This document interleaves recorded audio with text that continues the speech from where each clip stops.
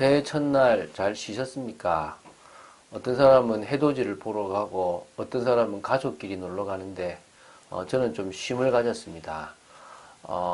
우리에게 영육간의 간결함을 주시는 하나님을 바라보는 또 더 나아가서 육신을 가졌기 때문에 쉼을 가질 수 있는 것보다 더 중요한 것은 없다고 생각됩니다.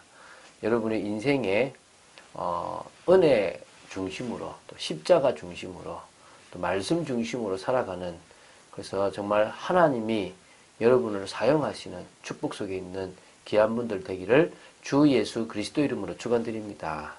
자, 사무엘상 27장 8절부터 12절 말씀을 보도록 하겠습니다. 우리 11절 12절 두 절을 합독하고 보도록 하겠습니다. 우리 27장 11절 12절입니다. 합독하겠습니다. 다윗이 그 남녀를 살려서 가드로 데려가지 아니한 것은 그의 생각에 그들이 우리에게 대하여 이르기를 다윗이 행한 일이 이러하니라 하여 블레셋 사람들이 지방에 거주하는 동안에 이같이 행하는 습관이 있었다 할까 두려워함이었더라. 아기스가 다윗을 믿고 말하기를 다윗이 자기 백성 이스라엘에게 심히 미움을 받게 되었으니 그는 영원히 내 부하가 되리라고 생각하니라. 조금 읽으면서 좀 이해가 안 되는 것도 있고 또 이 아기스가 착각을 하고 있구나 싶은 것도 있죠. 한번 보면서 보겠습니다. 자, 오늘 보게 될 사무엘상 27장 8절부터 12절은 다윗이 이 유다 변방의 이방 족속을 공격한 내용과요, 아기스를 향한 거짓 보고를 한 것, 그리고 그래서 그것 때문에 다윗을 향한 아기스의 신임에 대해서 기록하고 있습니다. 그러니까 다윗이 자신과 함께한 사람들을 위해서 이 가드 왕 아기스에게로 가서 시글락이라는 성읍에 있게 되는데요.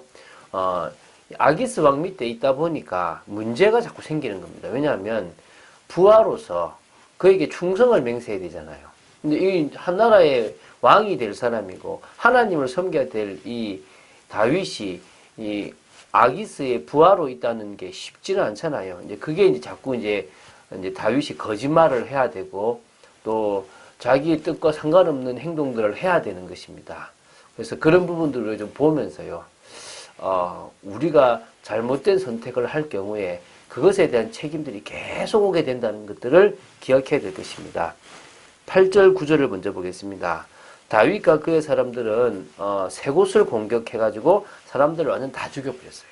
그리고 양과 소와 나귀 그리고 낙타와 의복을 다 빼앗아서 이제 돌아오면서 아기스 왕에게로 갔거든요.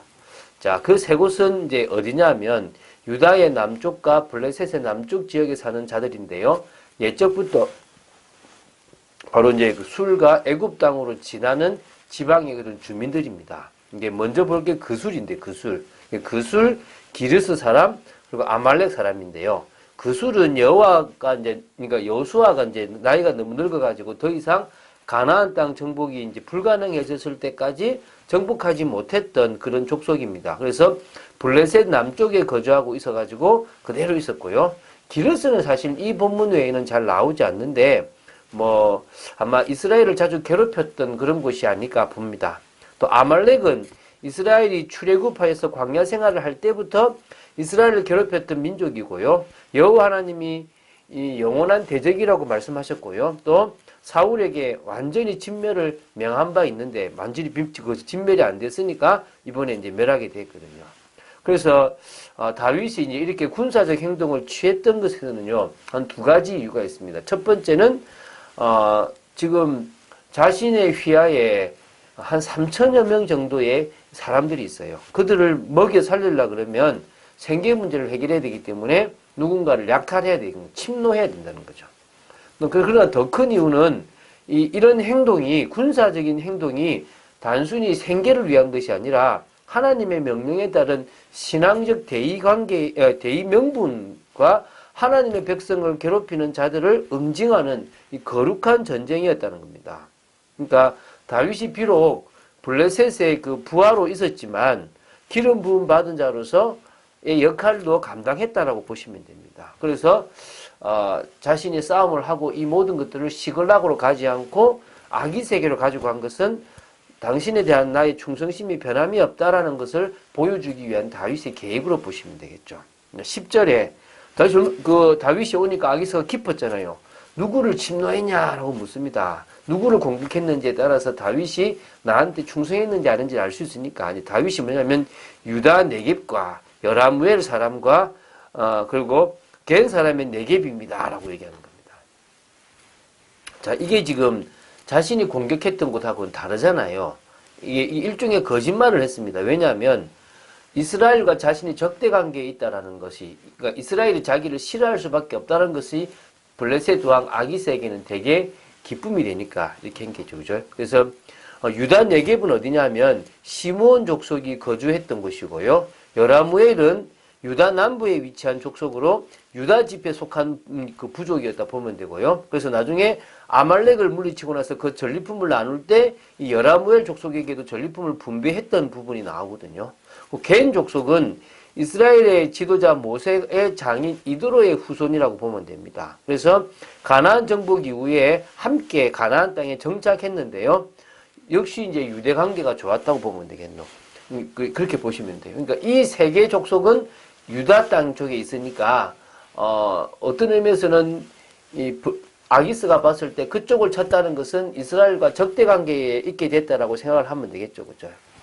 그래서 실제로는 이 어디입니까? 바로 이 다른 곳, 다시 말하면 아까 나왔지만은 어디입니까? 바로 이제 그술, 기르스, 아말렉이라는 이곳을 쳤지만은 그곳이 아니라 다른 이스라엘이라고 얘기한 것은 자신이 이스라엘과 결별했다라는 것을 아기스에게 보여줘야 될, 그래서 아기스의 신임을 얻기 위한 것이라고 보시면 됩니다.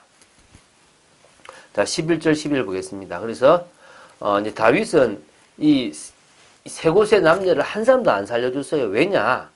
이유가 블레셋에 있는 동안 사람을 데려갔다라는 습관을 이렇게, 그러니까 다시 말하면, 그러니까 무슨 말이냐면 블레셋에 있는 동안에 자신이 이 어디입니까? 이 자신의 그러니까 이스라엘의 적대 관계에 있는 그런 데를 쳤다라는 것을 알려주면 안 되는 그런 부분들이 있기 때문에 그렇거든요. 그래서 다시 말하면 오히려 이것이 지금 이스라엘의 적대 관계에 있는 것을 친다는 것은 블레셋에게는 이적 행위일 수 있단 말입니다. 그게 지금 이런 살아있는 누구요? 사람들로 통해서 말은 저쪽이라고 그러는데 가만히 보니까 아말렉 이런 사람들이네. 말이 안 된다라는 것을 알려주면 안 되기 때문에 이제 다 죽여버린 거죠. 이때 이제 다윗을 누가 믿었느냐? 아기스가 믿게 됩니다. 자기 백성 이스라엘의 심히 미움을 받게 되었다라고 생각하고 나의 부하가 될 것이다라고 생각한 거죠. 그러니까 이게 쉽지 않잖아요. 그러니까 블레셋 왕에게 간 때부터 다윗은 아기스의 부하로 살아야 됩니다. 이게 사울 왕에게 쫓기지 않는 것은 괜찮지만 또 다른 우상 숭배를 해야 된다든지 아기스가 원하는 일들을 해야 된다는 겁니다. 그러니까 우리가 하나를 피하면 또 다른 문제가 올 수 있습니다. 하나님은 우리가 하나님의 인도를 받고 믿음으로 나아가기를 원하시는 것입니다. 이 지금 아기스를 찾아간 다윗의 행동이 그렇게 선하지는 않았습니다. 물론 그 속에서도 하나님은 당신의 일을 행하시고 다윗을 보호하시기는 합니다. 그러나 우리가 이런 부분들을 볼 때 좀 더 하나님이 원하시는 방향을 인도받아야 될 줄로 믿습니다. 그러니까 이삭도 마찬가지잖아요. 어차피 하나님의 뜻이 분명하다면 처음부터 조금 더 지혜롭게 할 필요도 있었는데 자신이 좋아하는 기준, 자신이 좋아하는 방식대로 에서를 좋아하고 에서에게 축복을 하려고 했던 겁니다. 그게 결국은 에서와 야곱에게는 큰 어떤 적대 관계. 나중에 이제 이 이스라엘이 이제 가나안을 찾아오는 길에 에돔이 안 받아주잖아요. 왜 그렇습니까? 형제 나라일 수도 있는데 안 받아준 이유가 뭐 때문입니까? 에서와 야곱의 관계에서도 있을 수 있는 거거든요. 그래서 어떤 의미에서는 우리가 믿음의 가정을 만든다는 것은 쉬운 일이 아닙니다. 믿음의 부모로서 믿음의 자녀들을 키워나간다는 것은요, 어렵습니다. 신앙의 참맛 하나도 우리가 자녀에게 보여준다는 게 어렵습니다. 자녀를 예배의 자리에 갈 수 있지만, 기도하라고 할 수 있지만요, 기도 안 하거든요. 그들이 마음을 다해서 하나님을 바라보지 않으면 하나님이 그들의 기도를 들으시지 않으신다는 것입니다. 하나님이 그들의 기도를 들으시지 아니하시면 하나님의 역사가 있을 수가 없는 거 아닙니까?